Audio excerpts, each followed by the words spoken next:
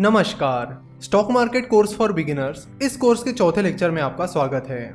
तो last lecture में हमने देखा था कि विवेक और योगेश की कंपनी जनरल कंसल्टेंसी को फंडिंग की जरूरत थी और उनके सामने banks, stock market, angel investor और वेंचर कैपिटल ये कुछ ऑप्शंस थे।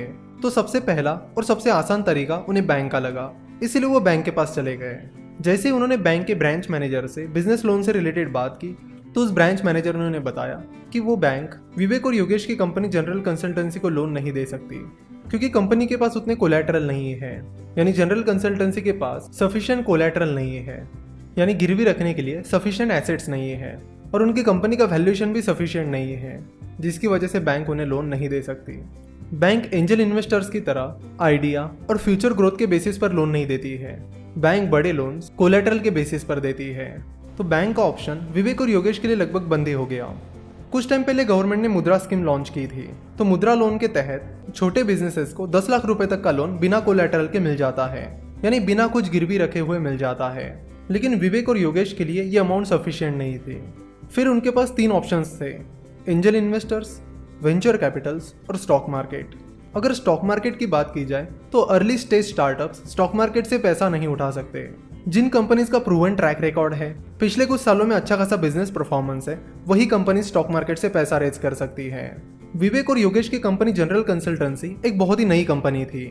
वैसे भी स्टॉक मार्केट के जरिए पैसा उठाने की प्रोसेस थोड़ी लंबी और एक्सपेंसिव होती है। जिस कंपनी को स्टॉक मार्केट से पैसा उठाना है उसे पहले इन्वेस्टमेंट बैंक्स को हायर करना होता है, फिर DRHP that is draft red herring prospectus बनाना होता है और उसे SEBI that is securities and exchange board of India जो कि कैपिटल मार्केट का रेगुलेटर है उसे सबमिट करना होता है और फिर आगे ये प्रोसेस चलती रहती है। इस प्रोसेस के बारे में भी हम किसी एक लेक्चर में डिटेल में बात करेंगे। तो इस तरह स्टॉक मार्केट का ऑप्शन भी विवेक और योगेश के हाथ से निकल गया। अब उनके पास 2 ऑप्शन थे, एंजल इन्वेस्टिंग और वेंचर कैपिटल। चलो तो देखते हैं कि ये वेंचर कैपिटल क्या होता है। वेंचर कैपिटल बेसिकली जिन इन्वेस्टर्स को स्टार्टअप्स में इन्वेस्ट करना है उनसे पैसा रेज करता है, यानी जिन इन्वेस्टर्स को स्टार्टअप में इन्वेस्ट करना है वो अपना पैसा वेंचर कैपिटल में इन्वेस्ट करते हैं और फिर वो वेंचर कैपिटल इन्वेस्टर से उठाया हुआ पैसा स्टार्टअप्स में इन्वेस्ट करते हैं। तो एक तरह से वो म्यूचुअल फंड की तरह ही काम करते हैं। पर म्यूचुअल फंड और वेंचर कैपिटल में मेन डिफरेंसेस ये है कि म्यूचुअल फंड बहुत सारे लोगों से पैसा इकट्ठा करते हैं, वही वेंचर कैपिटल गिने चुने हाई नेटवर्थ इन्वेस्टर से ही पैसा उठाते हैं। दूसरा मेन डिफरेंस ये है कि म्यूचुअल फंड में इन्वेस्टर 500 या 1000 रुपए भी इन्वेस्ट कर सकते हैं, लेकिन वेंचर कैपिटल में आप 500-1000 रुपए इन्वेस्ट नहीं कर सकते। वेंचर कैपिटल सिर्फ हाई नेटवर्थ इन्वेस्टर से ही पैसा इकट्ठा करते हैं, यानी उन्हीं इन्वेस्टर से पैसा इकट्ठा करते हैं जिनकी नेटवर्थ बहुत ज्यादा है। और म्यूचुअल फंड और वेंचर कैपिटल का अगला मेन डिफरेंस ये है कि म्यूचुअल फंड डेट मार्केट और स्टॉक मार्केट में इन्वेस्ट करते हैं, वही वेंचर कैपिटल स्टार्टअप्स में इन्वेस्ट करते हैं। तो फिर विवेक और योगेश फंडिंग के लिए वेंचर कैपिटल्स को अप्रोच करने चले गए, लेकिन बहुत सारे वेंचर कैपिटल्स ने उन्हें रिजेक्ट कर दिया। बहुत सारे रिजेक्शंस के बाद उन्हें पता चला कि वेंचर कैपिटल्स बहुत ही अर्ली स्टेज स्टार्टअप्स में रेयरली इन्वेस्ट करते हैं। वो मेनली ग्रोथ स्टेज स्टार्टअप्स में इन्वेस्ट करते हैं, यानी उन स्टार्टअप्स में इन्वेस्ट करते हैं जिनका बिजनेस मॉडल सेट है और वो कंपनी अब ग्रोथ ट्रैक पर है। विवेक और योगेश की कंपनी अभी तो बहुत ही स्टार्टिंग फेज में थी, ना तो उनका बिजनेस मॉडल सेट था ना ही वो ग्रोथ ट्रैक पर थे, वो तो बस अपने बहुत ही शुरुआती दौर में थे। तो फिर अगला ऑप्शन उनके पास जो था वो था एंजल इन्वेस्टिंग, यानी एंजल इन्वेस्टर्स को अप्रोच करना। एंजल इन्वेस्टर एक इंडिविजुअल होता है जो स्टार्टअप्स में इन्वेस्ट करता है। Angel investors generally early stage startups में इन्वेस्ट करते हैं, यानी उन स्टार्टअप्स में इन्वेस्ट करते हैं जो बहुत ही शुरुआती दौर में है। तो विवेक और योगेश की कंपनी अभी शुरुआती दौर में थी, इसलिए उन्होंने एंजल इन्वेस्टर्स को अप्रोच करना शुरू किया।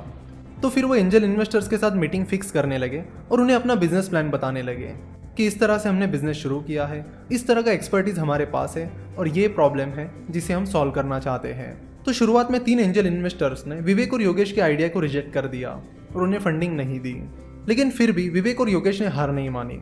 वो और भी एंजल इन्वेस्टर्स को अप्रोच करने लगे और फिर फाइनली एक एंजल इन्वेस्टर को विवेक और योगेश की आइडिया पसंद आ गई और वो उन्हें फंडिंग देने के लिए राजी हो गए। मान लेते कि उस एंजल इन्वेस्टर का नाम रोहन पटेल है। तो मिस्टर रोहन पटेल से विवेक और योगेश की कंपनी जनरल कंसल्टेंसी को 2 करोड़ की फंडिंग मिल गई। तो इस तरह जनरल कंसल्टेंसी को पहली फंडिंग मिल गई। इस फंडिंग की मदद से विवेक और योगेश अपना बिजनेस आगे बढ़ाने लगे, जिसके चलते जनरल कंसल्टेंसी का रेवेन्यू बढ़ने लगा और कंपनी अच्छा परफॉर्म करने लगी। ना सारी चीजें अच्छे से चलने लगी, जिसके चलते विवेक और योगेश को लगा कि उन्हें और फंडिंग उठानी चाहिए ताकि वो अपने बिजनेस को और ज्यादा तेजी से बढ़ा सके। तो इस तरह विवेक और योगेश का बिजनेस अब ग्रोथ ट्रैक पर आ गया था। तो अब आपको बताना है कि विवेक और योगेश नेक्स्ट फंडिंग कहाँ से उठाएंगे, बैंक से, स्टॉक मार्केट से या वेंचर कैपिटल से। तो नेक्स्ट पार्ट में हम इस स्टोरी को आगे कंटिन्यू करेंगे। आशा करता हूँ कि आपको आज का ये लेक्चर पसंद आया होगा। हमसे जुड़े रहने के लिए आप हमें फेसबुक, ट्विटर और इंस्टाग्राम पर फॉलो कर सकते हो। साथ ही आप हमारी वेबसाइट www.finnovations.com भी विजिट कर सकते हो। आज का ये वीडियो देखने के लिए और हमारे साथ जुड़े रहने के लिए आपका बहुत बहुत धन्यवाद।